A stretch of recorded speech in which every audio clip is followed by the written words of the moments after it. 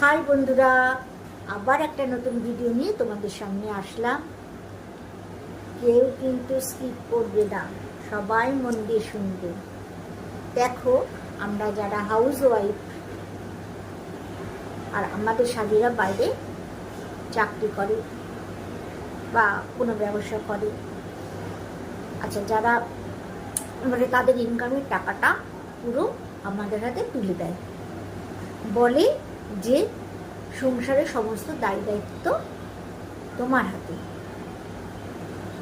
সে বলে যে আমার টাকা মানে তোমার টাকা, তাই দায় দায়িত্ব সব তোমার, তুমি বুঝে শুনে সংসার চালাও। এমনকি তার যখন দরকার হয় তখন আমাদের থেকে টাকাটা নিয়ে নেয়।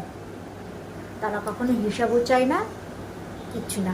আর একটা কথার মধ্যে কথা বলছি, দেখো, সব জিনিসের কিন্তু ব্যতিক্রম আছে।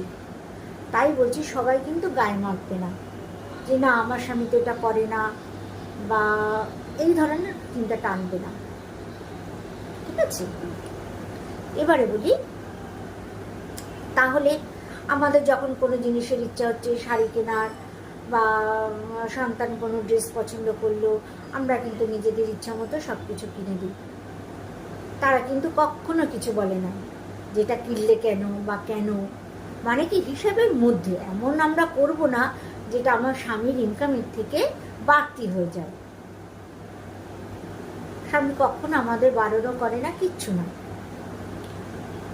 তাহলে কারণ হচ্ছে সংসারটা আমাদের সবার, স্বামী স্ত্রী সবার। সে আয় করছে, আমি ঘরের কাজ করছি।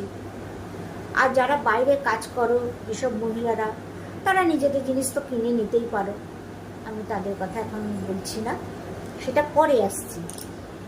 বা যাই হোক, কোনো কারণবশত অনেকেরই হয় এটা, স্বামীদের হয়তো হঠাৎ করে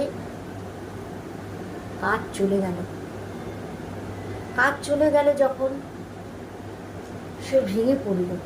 ভেঙে পড়াটাই স্বাভাবিক, সংসারটা কী করে চালাবে? তখন আমরা মহিলারা কী করি? আমরাও হয়তো কাজ খুঁজলাম, স্বামীরাও কাজ খুঁজছি। হয়তো স্বামীর আগে আমরা মহিলারা চাকরি পেয়ে গেলাম, কাজ পেয়ে গেলাম।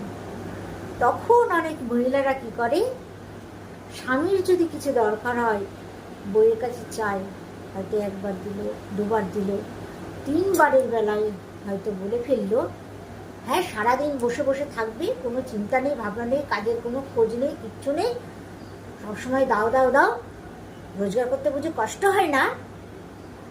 অনেক মহিলারা কিন্তু আমরা বলি এ কথা, কখনো আমরা চিন্তা করি না এই মানুষটাই আগে সারা দিন কাজ করে আমার হাতে টাকাটা তুলে দিত, কিন্তু কখনো কিন্তু আমাকে এই ধরনের কথা সে বলতো না।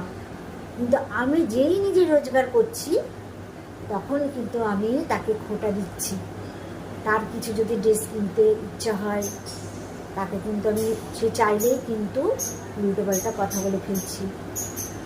মাঝে মাঝে তাকে খোটা শোনাচ্ছি বসে থাকার জন্য, সে কিন্তু বসে থাকছে না, সে কিন্তু চেষ্টা করে যাচ্ছে, না পেলে কি করবে? তাই বলি কি, এরকম করতে নেই। সে যখন আমাদের পাশে ছিল, আমাদেরও তার পাশে থাকা উচিত। তাকে ভরসা দিতে হবে, তুমি কেন চিন্তা করছো? তুমি তো কাজ খুঁজছো, অবশ্যই তুমি কাজ পেয়ে যাবে, আমি তো আছি।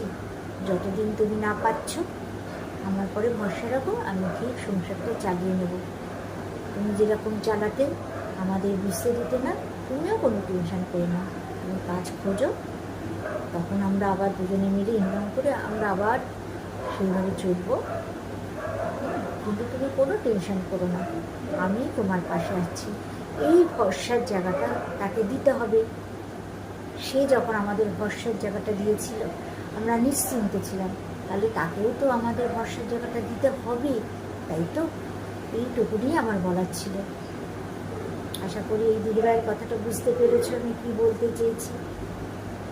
তাহলে আর কথা বেশি বাড়াবো না, আজকের মতো আসছি। ও আর একটা কথা, লাইক কমেন্ট ছোট্ট একটু করে যদি পারো শেয়ার করে দাও, যদি না দাও তাতেও অসুবিধা নেই।